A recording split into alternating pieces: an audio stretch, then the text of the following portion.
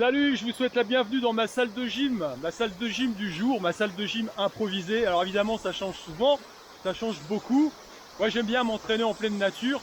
Vous avez remarqué qu'il y a un petit peu de bruit. Alors c'est pas le bruit des voitures, il n'y a pas de pollution non plus ici. Hein. Je vous fais une petite visite guidée de cette salle. Voilà, regardez. C'est pas beau ça, c'est quand même sympa. Hein. Voilà. En termes d'environnement, on n'a pas à se plaindre. Hein. Alors, j'ai tourné une vidéo je crois ici pour ma formation sport. D'ailleurs, on va parler de ça aujourd'hui. Je vous rappelle que le lien de description du programme se trouve dans la description de cette vidéo, hein, en dessous. Vous regardez si ça vous intéresse de aller jeter un œil. Alors, j'ai un des modules de cette formation qui concerne le travail du fight. Et plus spécifiquement ce que j'appelle le travail du moteur. Alors quand je dis le fight, c'est tout simplement des techniques de défense et d'attaque lié au pied-point, au sport de combat pied-point. Alors, j'ai bien précisé dans la formation que le but, c'était pas d'apprendre à devenir un guerrier en 3 leçons, c'est déjà pas du tout l'objet de la formation, et en plus on s'y prendrait quand même autrement. N'empêche que, on travaille quand même ce que j'appelle le moteur, c'est-à-dire on apprend à générer la puissance et la bonne forme de corps à travers les techniques, on va dire, pied-point, type boxe et kickboxing. Alors ça nous sert d'échauffement, ça nous sert de travail cardiovasculaire, ça nous sert de préparation musculaire spécifique également, puisqu'on l'utilise dans plusieurs des entraînements et des trainings que je propose par ailleurs dans cette formation, dans le cadre de cette formation.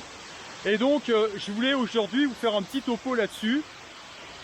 Je vais vous mettre quelques extraits, hein. Grosso modo c'est les techniques qu'on va trouver, comme je le dis, en boxe anglaise et kickboxing. Et ça, c'est des techniques qui sont fondamentales, qu'on retrouve dans tous les sports de combat pied-point et qui servent à travailler le moteur, c'est-à-dire que c'est la phase indispensable pour pouvoir après peut-être envisager un travail plus poussé sur le combat ou la self-défense. Parce que pour moi, si vous n'avez pas ces techniques de base, eh ben vous avez walou, hein, très clairement. Alors maintenant, l'idée, c'est d'améliorer la chose. Une fois que vous avez le moteur, il va falloir ce que j'appelle tout simplement changer les armes. Parce que évidemment, il y a un gros travail de renforcement des armes naturelles du corps quand vous voulez passer à quelque chose d'un peu plus impactant.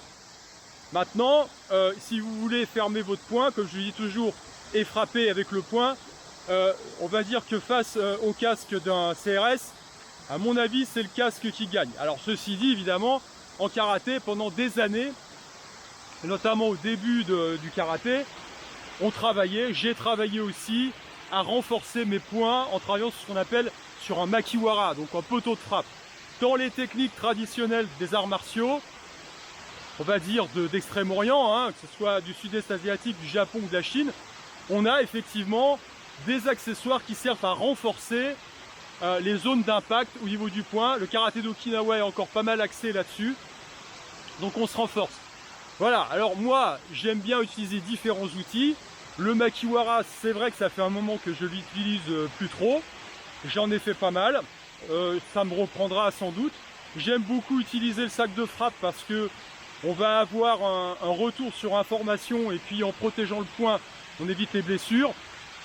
Évidemment, quand on travaille sur le sac de frappe avec les mains ouvertes, eh bien on est sujet souvent à des blessures, parce que quand vous travaillez sur le makiwara, vous avez l'obligation d'avoir une bonne forme technique au niveau du poing pour pas vous blesser. Et évidemment, moi je suis passé par toutes les phases de blessure, hein. J'ai travaillé au sac comme une brute sans avoir les mains bandées par exemple, et puis je me suis luxé les pouces, enfin voilà, un tas de désagréments comme ça. Alors aujourd'hui, je voudrais vous montrer quelques exercices simples pour pouvoir renforcer vos zones de frappe et changer l'arme une fois que vous avez le moteur. Alors pour ça, on va travailler sur la forme de technique correcte du poing, et puis on va travailler sur le renfort aussi, le renfort musculaire des doigts, parce que moi j'aime bien ça, je trouve que c'est très utile pour tout ce qui est saisie, hein. Alors je vais vous montrer un petit accessoire, venez avec moi. Moi j'aime bien tout ce qui est un peu bidouille. Dans cette formation, j'ai présenté quelques astuces pour se confectionner des accessoires pour l'entraînement. Et je voudrais vous en montrer un aujourd'hui qui est pas mal du tout pour renforcer les doigts. Alors, je vais vous montrer la façon dont on l'utilise. Voilà. Alors c'est tout simplement, regardez, des boules en bois. À la base c'était un jouet de bois, vous savez, style cricket, des choses comme ça, ou pétanque pour les gamins. Et que j'ai tout simplement customisé en rajoutant un anneau. Et puis avec l'aide de petites sangles que l'on trouve dans n'importe quel magasin de bricolage, eh bien je me suis confectionné un accessoire qui va m'aider et me servir pour pouvoir renforcer mon travail du grip, tout simplement. Alors ça c'est le type de travail qu'on peut trouver, on va dire, chez les pratiquants de comment dire, d'alpinisme par exemple, hein, de grappe. Voilà. Donc vous avez tout simplement la possibilité d'agripper les deux boules. Et là vous avez un travail qui est assez complet au niveau de la main, que ce soit au niveau des doigts et au niveau du pouce, n'est-ce pas? Alors je vous montre tout simplement ce que vous pouvez faire là-dessus, hein, c'est très simple. Soit vous vous suspendez avec les deux mains, soit vous sortez une main d'équation pour augmenter la charge, soit après vous faites des tractions. Je vous montre ça.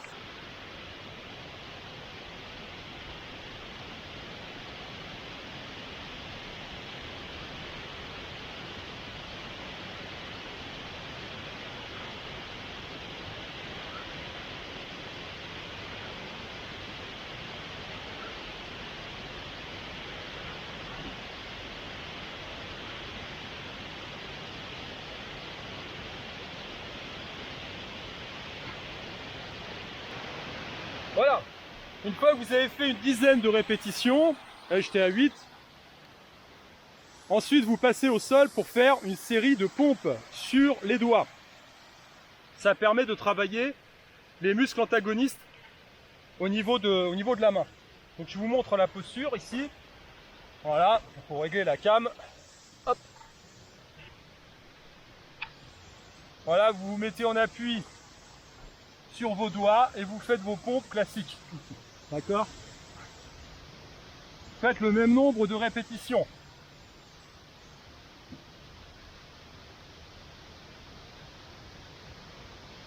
Voilà, tout simplement. Ce qui vous permet d'avoir un renfort au niveau de la main, que ce soit en grippe et les muscles antagonistes. D'accord? On travaille toujours, on cherche toujours à équilibrer au niveau du corps les différents groupes musculaires, agonistes et antagonistes. Voilà. Alors maintenant, ce genre de travail nous permet d'avoir une bonne, ce que j'appelle le grip, c'est-à-dire une bonne saisie. Quand vous devez attraper un membre, par exemple, même chose avec une branche d'arbre, vous allez pouvoir saisir la branche et tirer vers vous, d'accord? Voilà, alors ça sert évidemment, imaginez, là on a affaire à un bras, vous allez pouvoir travailler en saisie et en frappe simultanée.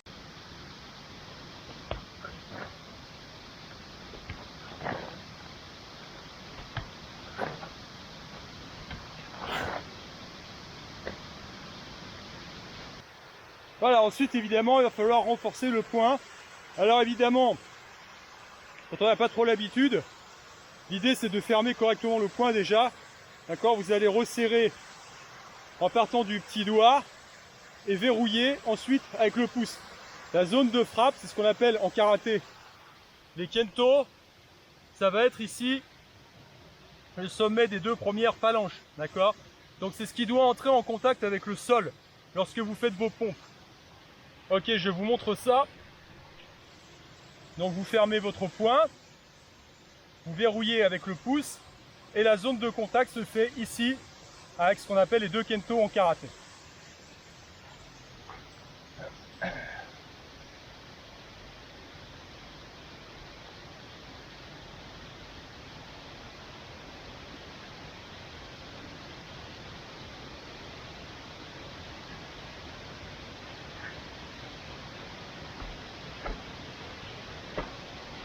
Voilà, donc quand vous travaillez un petit cycle comme ça, avec la saisie des boules pour le grip, vous travaillez les muscles antagonistes derrière avec des pompes sur la pulpe des doigts, et vous enchaînez par la même série de pompes, poing fermé, en appui sur vos 2 kento, là vous avez un travail complet au niveau de la main, ce qui vous permet ensuite de travailler vos armes naturelles. Moi j'aime beaucoup les mains ouvertes, ce qui fait que quand j'enlève le poing, vous savez comme sur les jouets de gamin, on enlève les armes, hein, c'est un peu version Goldorak, on enlève le poing, on met fulgure au poing à la place, c'est un peu ça. Vous enlevez le poing, vous rajoutez des armes qui sont un peu plus létales. Comme je le dis, le poing c'est bien, mais ça dépend sur quoi ça touche. C'est toujours pareil. Hein. La main ouverte offre beaucoup de possibilités. En termes de saisie, en termes de frappe, de façon plus létale.